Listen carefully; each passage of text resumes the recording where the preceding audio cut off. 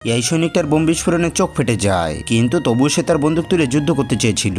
তবে এখন সে আর চোখে দেখতে পাচ্ছিল না, তাই সে তার সঙ্গীদের চিৎকার করে ডাকতে থাকে, কিন্তু সামনে থেকে কোনো সাড়া আসে না, কারণ তার জানা ছিল না তার সব সঙ্গী যুদ্ধে মারা গিয়েছে।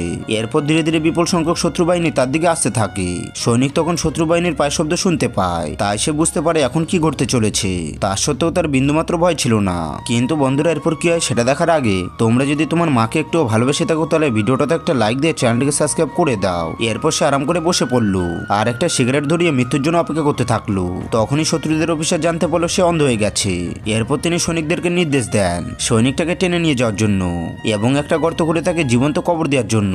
এরপর শত্রু সেনারা লাশের উপর দিয়ে হেঁটে শহরের দিকে যেতে থাকে। তারা আশা করছিল যে কিছু জীবিত সৈনিক পাওয়া যাবে।